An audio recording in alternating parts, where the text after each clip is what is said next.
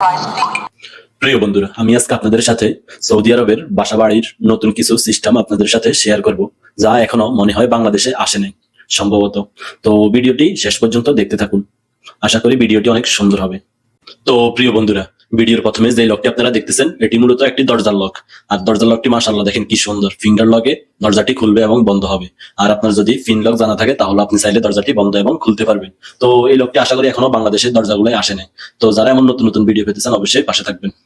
দ্বিতীয় যে ভিডিওটি আপনাদের সাথে শেয়ার করতে যাচ্ছি তা হলো এটি টয়লেটের, আর এটিকে সৌদি ভাষায় গেল্লাব বলা হয়। আর আপনি চাইলে এটি খুলতে পারবেন। তো খোলার পরে ভিতরে যেন মশামাছি না আসে তার জন্য একটি নেট দেওয়া হয়েছে। তো নেটটি প্রথমত ছিল ফিক্স করা, অর্থাৎ এটি কখনো খুলবে না। কিন্তু দেখেন সৌদি বলছিল যে দেখ আমি এখানে মাঝে মাঝে বাইরে তো হবে, যদি কোনো ময়লা কাঁচরা উপরে পড়ে, যেহেতু নিচে অনেক সময় এগুলো এসিও থাকে, যেহেতু যে কোনো প্রয়োজনে নামতে পারে কাঁচরা মশলা পরিষ্কার করার জন্য, যার কারণে সে বলেছিল যে আমাকে নেটটি খোলার ব্যবস্থা করে দিতে হবে। তো আমরা আর কি করার, নেটটি খোলার ব্যবস্থা করে দিয়েছি। দুই সাইডে দুইটি কবজা দেওয়া হয়েছে, আর অপর পাশে ম্যাগনেট দ্বারা এটি আবদ্ধ করার সিস্টেমটি করে দেওয়া হয়েছে। এই সিস্টেমগুলো এখনো মনে হয় বাংলাদেশে আসে নাই, যার কারণে আমার মনে হয়েছে নতুন, তাই আপনাদের সাথে ভিডিওটি শেয়ার করেছি। তৃতীয় যে ভিডিওটি আপনাদের সাথে শেয়ার করতে যাচ্ছি তা হলো রেলিং এর, অর্থাৎ রেলিং যে কত রকমের আছে, কত ডিজাইনের আছে তা বলার বাইরে। কিন্তু সৌদি আরবে লেজার এবং গ্লাসের রেলিং গুলা এখন বেশি চলে, 3 তলা 4 তলা ভবন কিন্তু লেজার এবং গ্লাসের রেলিং গুলা বেশি চলে। তো এখন যে রেলিংটি দেখতেছেন এটি মূলত বাসায় রেখে রেলিংটির ফ্রেম করা হয়েছে লোহার টিপ দ্বারা।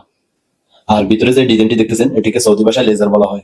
মাশাআল্লাহ, লেজারটি অনেক সুন্দর হয়েছে এবং ডিজাইনটিও অত্যাধুনিক মডেলের করা হয়েছে, যা বলার বাইরে। তো এমন লেজারের ডিজাইনও আমি আশা করি এখনো বাংলাদেশে যায়নি, বা এমন রেলিং এখনো হয়নি। দেখেন বাড়িটি ব্যয়বহুল হলেও সিঁড়ির জায়গা রেখেছে অনেক, যা বলার বাইরে। আর বাংলাদেশে সিঁড়ির জায়গা রাখে মানুষ হাঁটতে কষ্ট হয়ে যায় এবং থাকে অন্ধকার, কিন্তু সৌদিরা যখন বিল্ডিং করে তখন সিঁড়ির জায়গাটুকু সর্বপ্রথম তাদের ডিজাইনের থাকে, যে বাসার ভিতর দিয়ে যদি হয় তাহলে অনেক সুন্দর ডিজাইন করে রাউন্ডের বেশিরভাগ সিঁড়ি হয়ে থাকে। সেম সেম এখানেও সিঁড়িটির জন্য অনেক জায়গা ভরাট করে রেখেছে। আর অনেক সৌদি তো আছে সিঁড়ি একদম ফুল রাউন্ড করে রাখে, অনেক জায়গা নিয়ে সিঁড়ি করে রাখে, কিন্তু বাংলাদেশে আমার খুব কমই চোখে পড়ে এমন সিঁড়ির জায়গা রাখে যে। আর ওইখান দিয়ে আমাদের সাইড বের কথা হলে এই সিঁড়িটি আমি বানিয়েছি। আর এই সিঁড়িটি কেউ যদি ডিজাইন করতে চায় তাহলে আমার সাথে যোগাযোগ করলে আমি ডিজাইনের ব্যবস্থা করে দিব।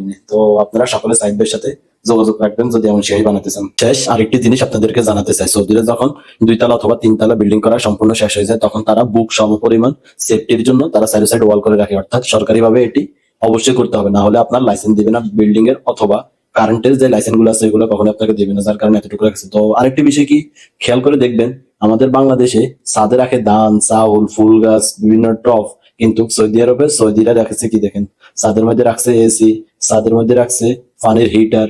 এই আর কি সৌদিদের অবস্থা, যখন যার যেভাবে মনে চায় চাইলে ওইভাবে করতে পারে, কিন্তু সরকারি নিয়ম মেনে অনুযায়ী।